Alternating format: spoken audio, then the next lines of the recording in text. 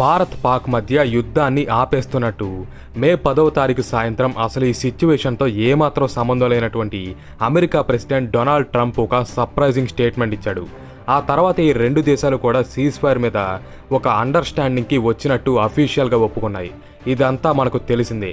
కానీ ఇప్పుడు దేశ ప్రజల మైండ్ని తొలిచేస్తున్న ఒకే ఒక ప్రశ్న, భారత్ పీఓకేని తిరిగి పొందే గోల్డెన్ ఛాన్స్ని మిస్ అయిపోయిందా అని.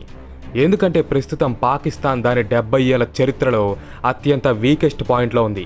వాళ్ళ దగ్గర యుద్ధం చేయడానికి ఆయుధాలు లేవు, దేశాన్ని నడపడానికి డబ్బులు లేవు, చివరికి ప్రజలకు తిండి పెట్టడానికి కూడా ఆహారపు నిలవలు లేవు. మరోవైపు బలూచిస్తాన్, టీటీపీ వంటి సంస్థలు పాకిస్తాన్ని ఇంటర్నల్గా ఉక్కిరిబిక్కిరి చేస్తున్నాయి. ఇలాంటి టైంలో ఇండియా గనక వన్ స్ట్రాంగ్ పంచ్ ఇచ్చుంటేనా మొత్తం పాకిస్తాన్ 4 ముక్కలవడంతో పాటు పీఓకే కూడా ఇండియాలో విలీనమైపోయేది. మరి ఇలాంటి క్రూషియల్ టైంలో భారత్ ఎందుకు వెనక్కి తగ్గింది, దాని గురించే ఈ వీడియోలో డిస్కస్ చేద్దాం. భారత్ వెనక్కి తగ్గడానికి కారణం మోడీ గారికి పాకిస్తాన్తో ఈ కాన్ఫ్లిక్ట్ని మరింత ప్రొలాంగ్ చేయడం, మరింత ముందుకు తీసుకెళ్లడం ఇష్టం లేదని చాలామంది అనుకుంటున్నారు. ఎందుకంటే గతంలోనే మోడీ గారు ఇది యుద్ధాల యుగం కాదు అని డిక్లేర్ చేశారు. సేమ్ థింగ్నే రష్యన్ ప్రెసిడెంట్ వ్లాదిమిర్ పుతిన్తో సైతం డైరెక్ట్గా చెప్పారు. బికాస్ యుద్ధం అనేది జరిగితే రెండు వైపులా వేల నుంచి లక్షల్లో అమాయకమైన ప్రజలు, సైనికులు చనిపోతారు, దేశ డెవలప్మెంట్ ఆగిపోతుంది, ఎకానమీ కొలాప్స్ అయిపోతుంది. ఇది ఆలోచించదగ్గ విషయమే. కానీ దీనికన్నా సీజ్ ఫైర్కి కారణమైన మరో ముఖ్యమైన విషయం చైనా అనే ఇన్ఫర్మేషన్ వస్తుంది. భారత్ గనక పాకిస్తాన్తో మరికొన్ని రోజులు యుద్ధాన్ని కొనసాగించుంటే చైనా హిమాలయాల నుంచి సెకండ్ ఫ్రంట్ని ఓపెన్ చేసి భారత్ మీద దాడి చేసేదనే డేంజరస్ ఇన్ఫర్మేషన్ వస్తుంది. ఎందుకంటే భారత్తో జరిగిన ఈ 100 గంటల మినీ యుద్ధంలోనే పాకిస్తాన్ పూర్తిగా చేతులెత్తేసింది. దాని ఎయిర్ డిఫెన్స్ సిస్టమ్, రాడార్ వ్యవస్థలు ఏవి కూడా ఇండియన్ వెపన్స్ని కౌంటర్ చేయలేకపోయాయి. చైనా నుంచి తెచ్చుకున్న HQ-9 అయితే ఘోరంగా ఫెయిల్ అయింది. ఈ టైంలో భారత్తో పట్టుమని ఒక 10 రోజులు యుద్ధం జరిగినా సరే పాకిస్తాన్ ఆర్మీ చిత్తుగా ఓడిపోతుంది. మరోవైపు నుంచి బలూచ్ ఆర్మీ కూడా యాడ్ అవుతుంది. కాబట్టి ఈ కాన్ఫ్లిక్ట్ ముగిసే నాటికి కన్ఫామ్గా పాకిస్తాన్ 2 లేదా అంతకన్నా ఎక్కువ ముక్కలుగా విచ్ఛిన్నమైపోయే అవకాశం ఉంది. బలూచిస్తాన్ ఒక సపరేట్ కంట్రీగా ఆవిర్భవిస్తుంది.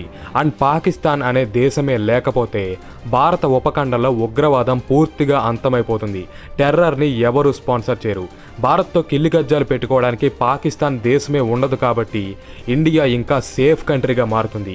2050 కన్నా ముందే భారత్ ఒక ఎకనామిక్ సూపర్ పవర్గా మారే ఛాన్సెస్ ఇంకా పెరుగుతాయి. అయితే ఇన్ని పరిణామాలు జరగడం పాకిస్తాన్ ఐరన్ బ్రదర్ అయినటువంటి చైనాకు అస్సలు ఇష్టం లేదు. ఎందుకంటే చైనా USA మధ్య జరుగుతున్న ట్రేడ్ వార్ కారణంగా చైనాలోని అమెరికన్ కంపెనీస్ అన్నీ కూడా చైనా నుంచి ఇతర దేశాలకి వెళ్ళిపోవాలని ప్లాన్ చేస్తున్నాయి. యాపిల్ కంపెనీ అయితే తమ ప్రొడక్షన్ ఫెసిలిటీస్ని పూర్తిగా చైనా నుంచి ఇండియాకి మార్చేస్తున్నామని ప్రకటించింది. యాపిల్ 2026 కల్లా ఇండియాలో $40 బిలియన్ విలువ చేసే ఐఫోన్స్ని తయారు చేయాలనుకుంటుంది. చైనాలోని ఇతర విదేశీ కంపెనీలు కూడా సేమ్ ప్లాన్లో ఉన్నాయి. ఇదే జరిగితే చైనా ఆర్థిక వ్యవస్థకు భారీగా గండిపడిపోతుంది. దీన్ని చైనా అస్సలు ఎఫోర్డ్ చేయలేదు. అందుకే ఇండియాను డీస్టేబిలైజ్ చేసి ఈ కంపెనీస్కి ఇండియా సేఫ్ కంట్రీ కాదు అని ప్రొజెక్ట్ చేయడానికే చైనా ఏప్రిల్ 22వ తారీఖున పాకిస్తాన్తో పెహల్గామ్ ఉగ్రదాడి చేయించింది. అసలు పెహల్గామ్ అటాక్ వెనుక ఇండియా పాకిస్తాన్ మిలిటరీ కాన్ఫ్లిక్ట్ వెనుక ఉన్న మాస్టర్ మైండ్ చైనానే. ఇది గుంటనక్క చైనా జిత్తుల మారితనం. చైనా మలాకా స్ట్రైట్ సీ రూట్కి ఆల్టర్నేటివ్గా బెల్ట్ అండ్ రోడ్ అనే ప్రాజెక్ట్ని నిర్మిస్తుంది. దీని ద్వారా సముద్ర మార్గాన్ని అవాయిడ్ చేస్తూ మధ్య ఆసియా దేశాల ద్వారా తన వాణిజ్యాన్ని పెంచుకోవాలని చూస్తుంది. దీనిలో భాగంగానే పీఓకే అండ్ పాకిస్తాన్లో కూడా 50,000 కోట్ల రూపాయలు విలువ చేసే పెట్టుబడులు పెట్టింది. ఒకవేళ యుద్ధం మరికొన్ని రోజులు కంటిన్యూ అయ్యి పాకిస్తాన్ ఓడిపోయే పరిస్థితి వస్తే అప్పుడు భారత్ పీఓకేని స్వాధీనం చేసుకోవడంతో పాటు బలూచిస్తాన్ కూడా ఒక సపరేట్ దేశంగా మారుతుంది. ఇదే జరిగితే చైనా పాకిస్తాన్లో $1 బిలియన్ ఇన్వెస్ట్మెంట్తో నిర్మించుకున్న తన ఆస్తులన్నింటి మీద పూర్తిగా పట్టు కోల్పోతుంది. అందుకే యుద్ధం మరికొన్ని రోజులు ప్రొలాంగ్ అయి ఉంటే చైనా పాకిస్తాన్లోని తన ఆస్తుల్ని కాపాడుకునే పేరుతో ఖచ్చితంగా ఈ కాన్ఫ్లిక్ట్లోకి ఇంటర్వీన్ అయ్యేదని ఇండియన్ గవర్నమెంట్కి క్రెడిబుల్ సోర్సెస్ ద్వారా సమాచారం వచ్చినట్టు తెలుస్తుంది.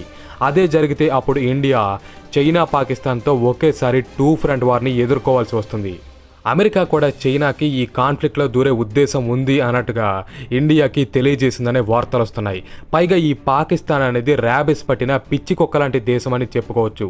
వాళ్ళు చచ్చే పరిస్థితులే వస్తే తమతో పాటు అందరినీ చంపి తీసుకుపోవాలనే సైకాటిక్ మెంటాలిటీలో పాక్ పాలకులు మిలిటరీ ఉంటాయి. తమ దేశం ఓడిపోయి విచ్ఛిన్నమైపోతుందనే పరిస్థితులు వస్తే పాకిస్తాన్ న్యూక్లియర్ బటన్ నొక్కదనే గ్యారంటీ ఏమీ లేదు. అయితే పాక్ వదిలే న్యూక్లియర్ వెపన్స్ని గాల్లోనే పేల్చేసే శక్తి ఇండియన్ ఎయిర్ డిఫెన్స్ సిస్టమ్కి ఉంది. ఈ కాన్ఫ్లిక్ట్ ద్వారా ఇండియన్ ఎయిర్ డిఫెన్స్ యొక్క పవర్ ఏంటో మొత్తం ప్రపంచానికి అర్థమైంది. బట్ అన్ఫార్చునేట్లీ ఒక్క న్యూక్లియర్ వెపన్ ఇండియన్ సిటీస్లో పడ్డా సరే లక్షల్లో ప్రజలు చనిపోతారు. పైగా యుద్ధం వల్ల దేశ ఎకానమీ కూడా దెబ్బతింటుంది. అమాయకమైన ప్రజలు సైనికులు వేలల్లో చనిపోతారు. ఇలా ఇన్ని కాన్సిక్వెన్సెస్ని ఆలోచించే ఇండియన్ గవర్నమెంట్ పాకిస్తాన్ అడుక్కున్న వెంటనే సీజ్ ఫైర్కి ఒప్పుకొని ఉండొచ్చు. మరి భారత్ పీఓకేని తిరిగి పొందడం ఎలా? ఒకవేళ ఇండియన్ గవర్నమెంట్ సైనిక చర్య ద్వారా పీఓకే వెనక్కి వద్దు అనుకుంటే డిప్లొమాటిక్ ప్రెషర్ ద్వారా పాకిస్తాన్ని లొంగదీయాలి.